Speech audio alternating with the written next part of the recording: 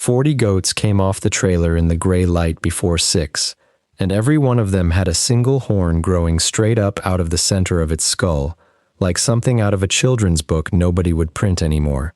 Delia Ashworth counted them twice at the auction rail in Merlin, Oregon, paid $410 for the whole lot, and drove them home past 3 ranchers who wouldn't meet her eyes. The auctioneer had called them cull stock, monkey-faced buyer's risk, and dropped the price 3 times before anybody bid. A single horn on a goat isn't a birth defect, and it isn't magic. It happens when a kid is disbudded too close to the skull plate, and the 2 horn buds fuse into one as the animal grows, curling up the center of the forehead instead of branching to either side. Nobody wanted the look of it.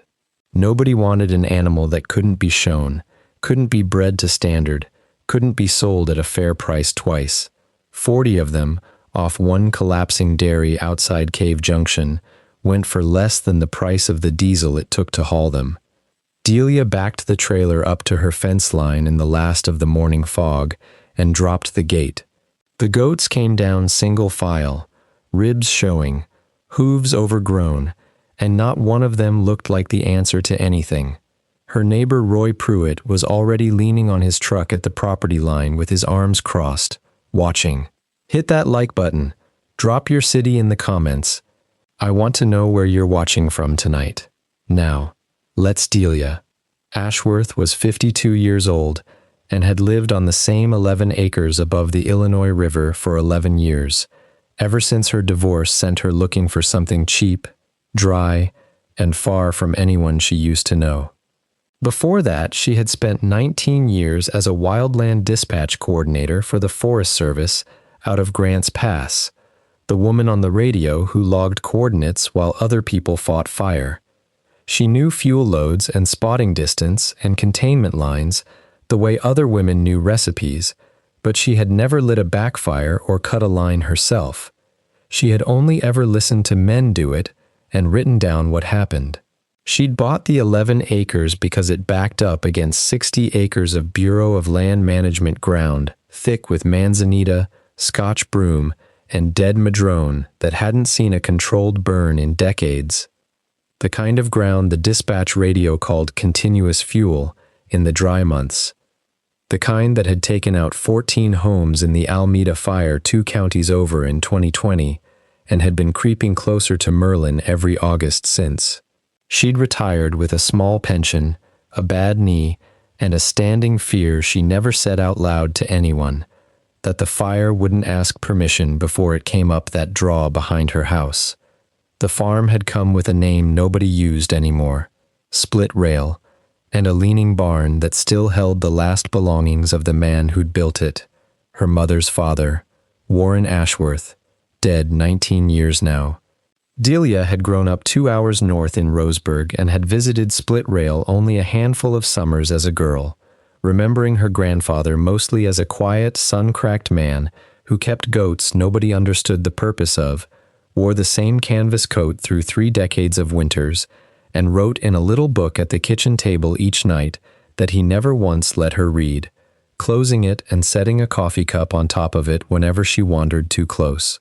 Her mother had spoken of him rarely and without much warmth, a man who'd stayed on a hardscrabble hillside long after easier land opened up 2 valleys over, who'd never explained himself to a soul, and who died alone in the same farmhouse Delia now slept in, found by a mail carrier 3 days after the fact. When the farm came to her through a tangle of inheritance and a cousin in Sacramento who wanted cash instead of land, she'd taken it without much thought beyond the price, a fair knee, and the simple math of a pension that stretched further on 11 cheap acres than it would in any town.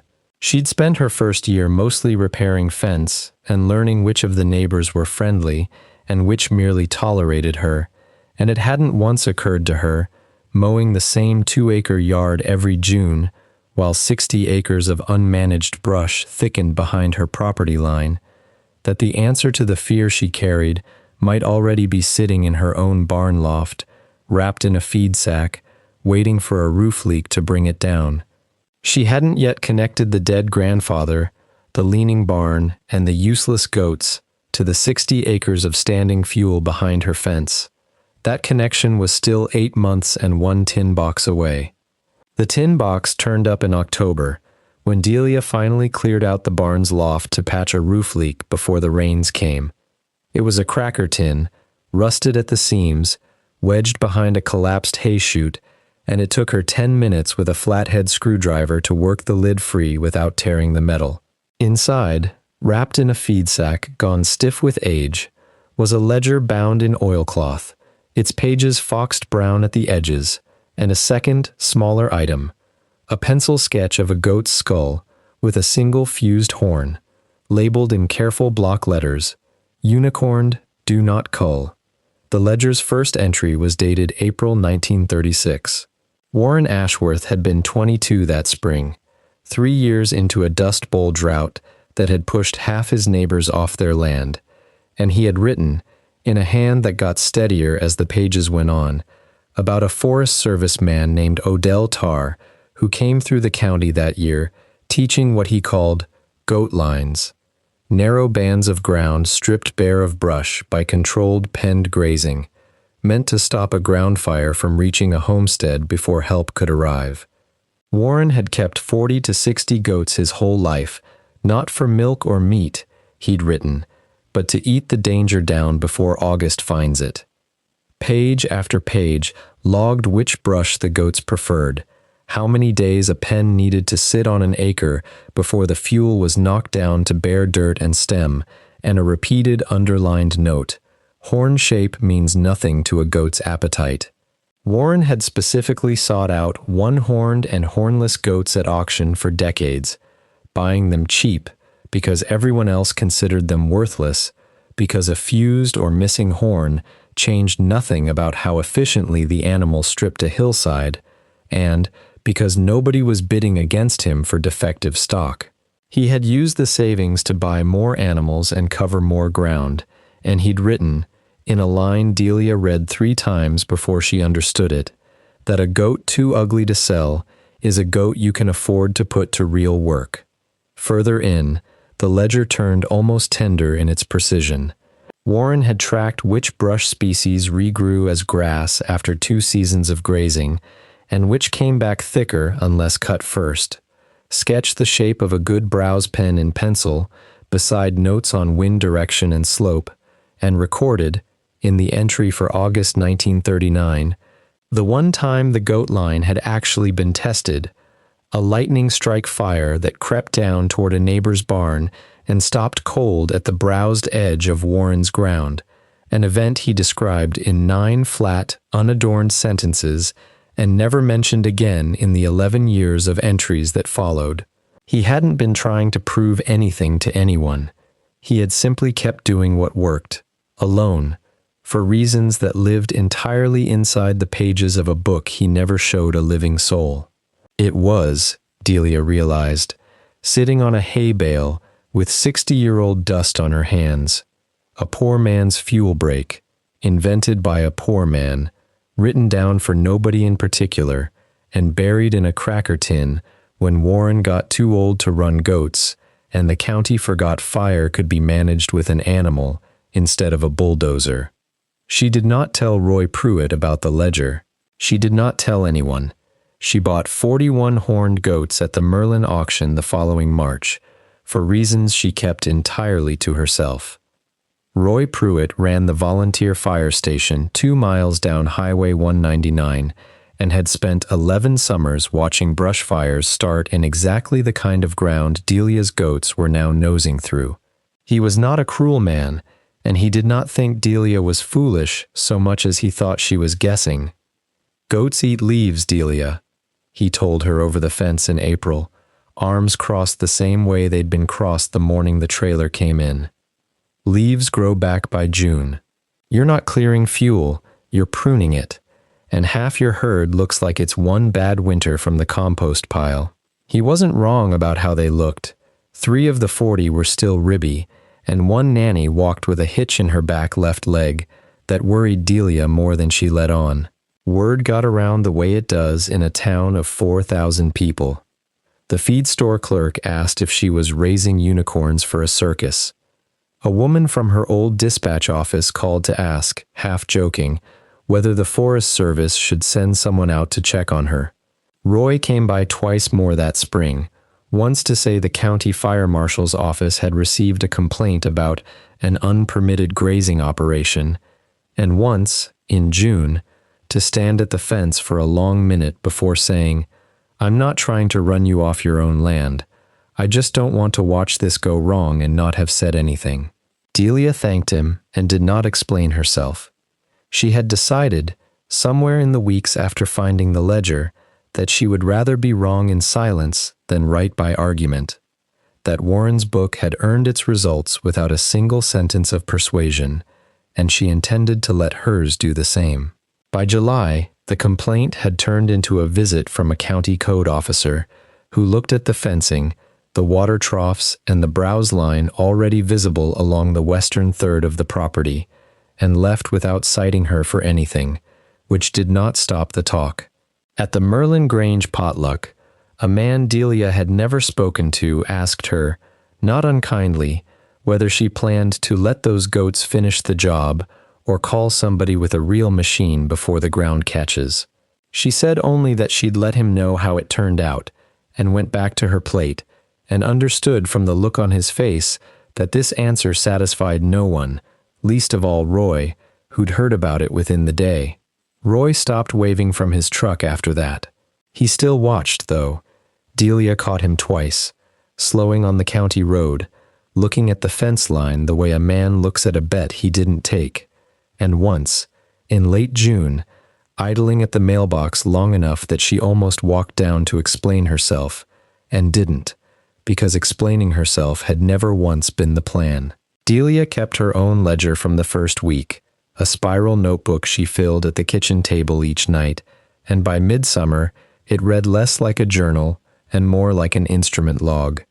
April 9th, Pen 1, set on northeast slope, 0.6 acres, manzanita height, averages 4 feet, near total canopy, 40 head, confined by electric net, move twice daily between water and shade. The first 2 weeks taught her more than the ledger had. Warren's notes assumed a reader who already knew how to string electric netting on uneven ground, how much water 40 goats drink on a 90-degree afternoon, how a single curious kid can find the one gap in a fence line a person walked past 6 times without seeing it. Delia learned all of it the hard way, chasing 3 escaped yearlings down the county road at 5 in the morning in her nightgown before she finally bought a second, heavier charger. April 22, day 13. Pen 1 browse line at 71% bare stem. Goats prefer manzanita bark and Scotch broom seed pods over grass, exactly as W.A. noted in 1938. Moved fence 40 feet west. April 30th, day 21. Rain delayed the move 3 days. Ground too soft for the truck. Hauled water by hand in 5-gallon buckets, 11 trips. May 3, nanny with the hitched leg, naming her pencil after the sketch, gaining weight steadily. 4.1 pounds since April 9th. Hoof trim scheduled. May 11th, day 32. Discovered goats will strip Scotch broom bark in preference to nearly everything else on the property, including the grain ration.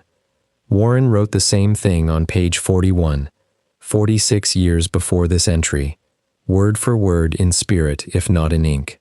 May 19th, day 40, overall. 2.1 acres cleared to bare mineral soil and stem stubble. Fuel load estimated down from an average 11 tons per acre of dead and downed brush to under 2, by eye and by the pruning weight method Warren described on page 34. June 6. Rained twice this week. First real moisture since March. Regrowth on Pen 1 is grass and forb, not brush. This is the part the book promised, and I didn't believe until I saw it. Goats don't just clear brush, they change what grows back. June 21, day 73. 4.4 acres complete. Roy drove by twice today, did not stop. July 2040, of 40 goats now above target weight. 0 losses. Fuel break now runs continuous along the full northeast property line. Average width 38 feet.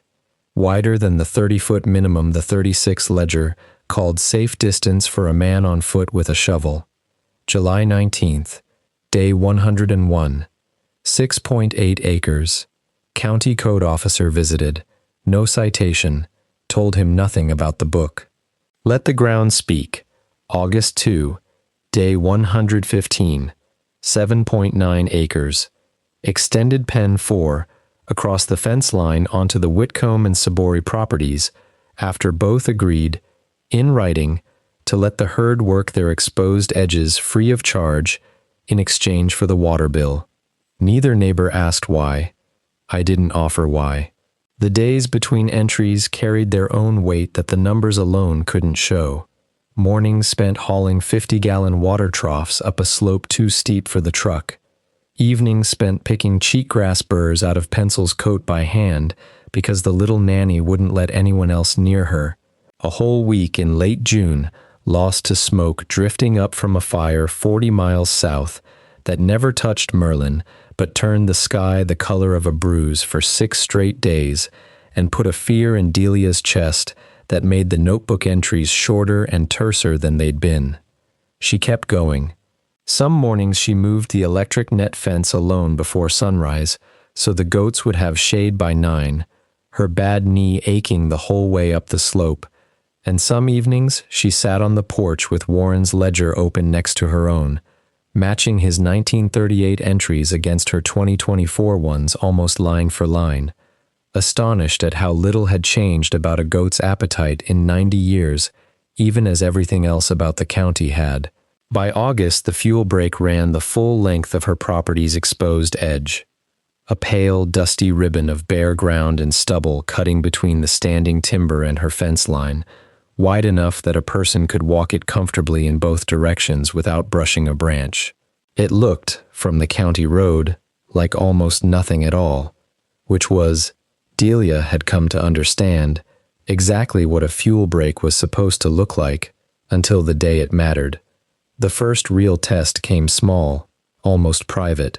On August 14th, a downed power line sparked a quarter-acre spot fire on BLM ground 400 yards up the draw from Delia's fence, and the 2-truck volunteer crew that answered, Roy Pruitt driving the lead engine, found the fire creeping steadily downhill through standing manzanita until it reached the pale ribbon of bare stem and stubble along Delia's northeast line, where it simply ran out of anything to burn and laid down to smoke and crawl instead of run.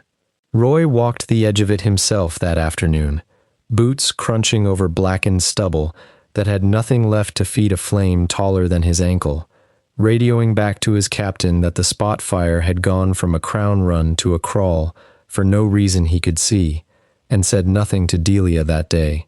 He didn't need to say anything for word to travel. 3 neighbors called her within the week asking who'd cleared her property.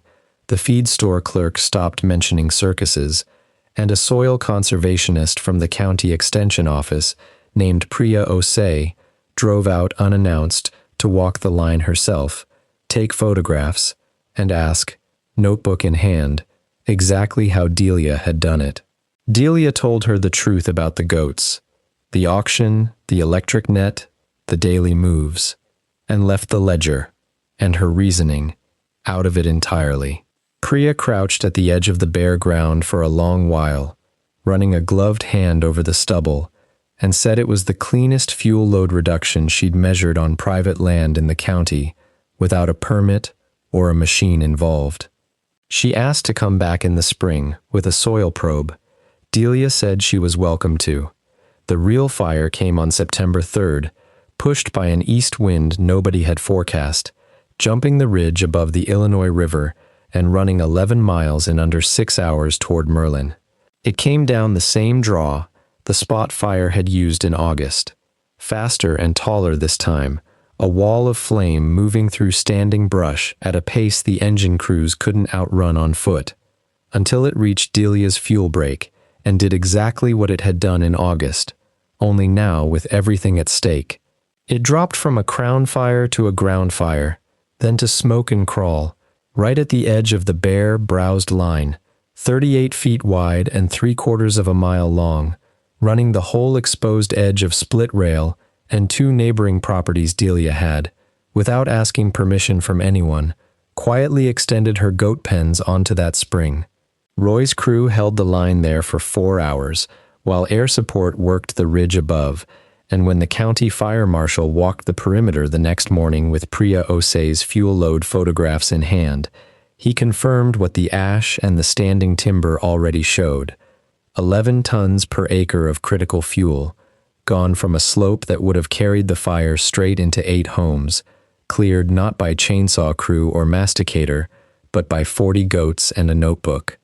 Roy found Delia at her fence that evening, and without a word he crossed the burned edge of the line, crouched, and pressed his palm flat against the blackened stubble where the flame had died. "I owe you an apology," he said, "and I don't have a good way to give it, except to say I was wrong." He didn't ask why she'd never explained it. He didn't need to. Delia still runs 40 goats on split rail, though it isn't the same 40. Pencil died gentle and old 2 winters ago, and half the current herd was born on the property. Priya Osei's office now cites the property in county grazing for fire mitigation guidance, handed to a dozen new landowners a year. Roy keeps a photograph of the burned fence line taped inside his station locker. And in the loft where the tin box once sat, there's a new notebook started this spring. Not Delia's handwriting this time, but her niece's, who drove down from Grants Pass in March and asked, for the first time in the family's memory, to be shown how it's done. If this story found you at the right moment, share it with someone who's been told their idea is too strange to work. Drop your city in the comments. Tell me where you're watching from. And if you've ever kept something going quietly, without asking anyone's permission first, I want to hear about it. Every comment gets read.